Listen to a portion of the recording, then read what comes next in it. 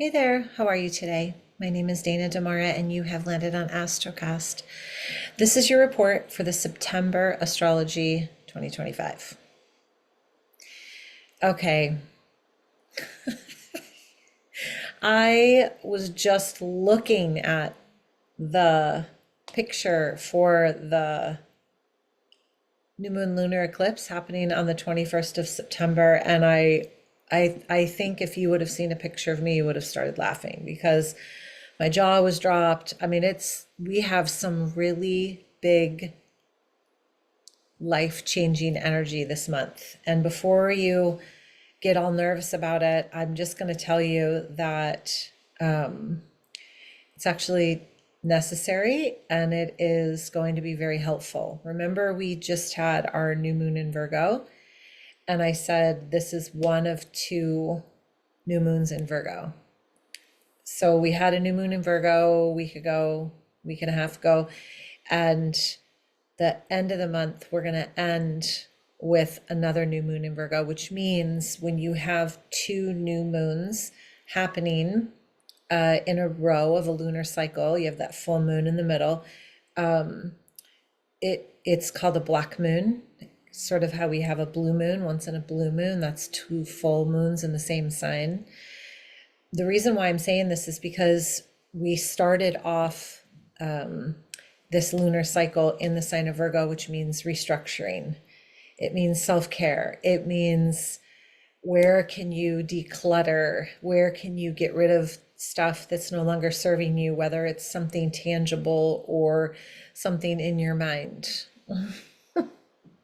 And probably if it's tangible and distracting you and cluttering your mind, it's probably something that's actually inside that's manifesting outside. Anyways, September astrology is going to shift all of that, and we are going to be able to experience a higher state of consciousness by the end of the month, but it's not going to happen all at once.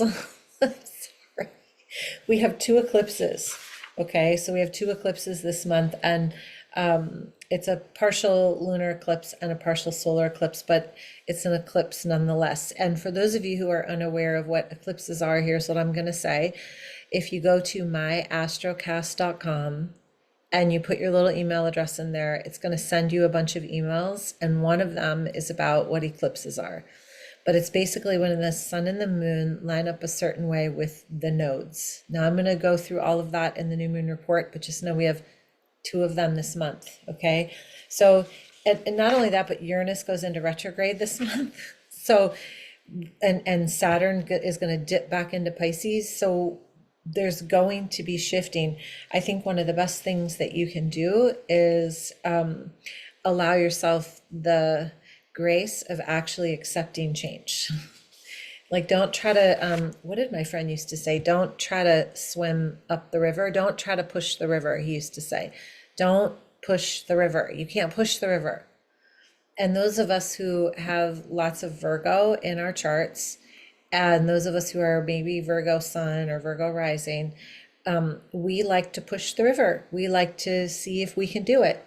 But I'm telling you, you don't want to do that this month. By the time we get to the end of the month and the eclipses are over, I swear it's going to feel a lot better. I promise. I'm going to break it down quickly week by week, and then you'll have the whole gamut. Okay. So first things first, September 1st and 2nd, Saturn retrograde is going to go into Pisces. Now, this is important because it entered into Aries, right? And now it hasn't been in Aries in 28 years, and it has been sitting there in Aries with Neptune, by the way, and now it's dipping back into Pisces. So basically anything that you've been working on karmically within that realm of your chart, it's going to come back and say, okay, let's just go through this one more time, because we're not going to experience this lesson again for another 27, 28 years. And I really want you to get it this time. So just pay attention. On that same day, Mercury is going to enter Virgo. Mercury loves being in Virgo. Virgo loves when Mercury enters its sign, because they're like two little peas in a pod. So you'll get some clarity around whatever's ruminating up in here. September 6th is when Uranus goes into retrograde. So it's going into retrograde in Gemini. Uranus was in Taurus for a really long time. I'll go through this in the weekly forecast for the first week of September, but just know that when Uranus goes into retrograde, it's, really offering us an opportunity to get some mental breakthroughs. I just be open, guys, and the least amount of distraction you can give yourself this month, the better. On the 7th, we have a lunar eclipse, and it's in the sign of Pisces. I'm going to give you a whole report on that, guy. It's on September 7th at, is it at 11:11? It might be at 11:11. I can't remember. One of them's at 11:11, one of them's at 12:54, but I'll do a whole report on it, I promise. Just know that that's the day of the lunar eclipse in the sign of Pisces. It's a culmination around everything Pisces, right? Compassion, creativity, emotional sensitivity,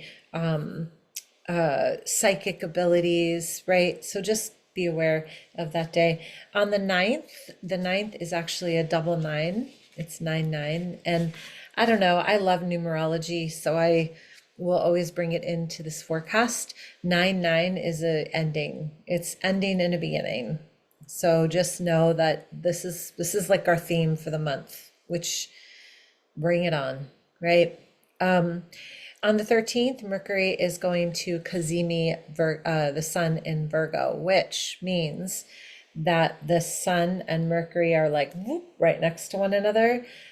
Clarity, communication, off the chart, just great, fantastic day to speak your mind. A few days later, Mercury is going to enter Libra, which is going to be all about communication around relationships and harmony and balance. So that's going to be extremely beautiful. A day later, Venus will enter Virgo. Okay, so love, money, abundance, relationships, what you value, all is going to take on a practical tone. Not a bad thing. The 21st, we have the solar eclipse. So this is the last solar eclipse of 2025. And if you think about solar eclipses, and are they really that powerful? I don't know, Dina. Okay, normally we have like 4 of them a year, right? In 2020, we had 7. So I'll just leave that there, and then you can figure out if that tracks for you or not. This is the last one of the year, and I will do a whole report about it. But understand and remember that new moon is always about beginnings. Virgo is about self-care, setting structure, clearing out clutter. So you've got this whole month to clear out clutter, okay? And pay attention to your health. That's Virgo. On the 22nd, the sun is going to enter Libra, and we'll also experience the equinox. I love the equinox. So it's that day where, we experience that balance between dark and light. And that doesn't just mean in the seasons, it means within yourself as well. So pay attention to that. On the 22nd, Mars is going to enter Scorpio, which, Mars is all about, initiative and movement forward and power, right? And Scorpio is depth. So just be mindful how you're using your power on that day. The 23rd, the sun is going to be opposite Neptune. So that's going to highlight everything about dream state. Okay. On the 24th, Mars is going to square Pluto. And again, Mars is power, Mars is initiative. Again, here it is up against Pluto, all about transformation, initiative, empowerment. So just be mindful about how you're using your power. Okay. It's a big month, guys. It's a really big month. If you haven't gone into myastrocast.com in a while, I'm going to encourage you to go there for a couple of reasons. One is you can put your email in and get those emails from me. 2 is it links you to my YouTube channel, which is great, free. But I also have a brand new little portal in there that costs $11 a month. And every week, every Sunday, at some point, I go in there, yes, me, and I put in rituals and journal activities and your weekly horoscopes, and it's $11 a month, and I do it every week. I would say for this month of September, maybe try it. It's 11 bucks. It's the it's the price of a cup of really good coffee. Isn't that crazy? Like coffee, $10, tip 12. Okay. So you could skip one cup of coffee or not and go and check it out and just see how you like it for a month. I don't know. I would never ever ask you guys to do anything that I don't do myself. And this is just how I kind of navigate astrological energy. So give it a shot. Myastrocast.com. All right. Well, hang on to your hats. This is going to be a great month, you guys. Have a beautiful day. Namaste.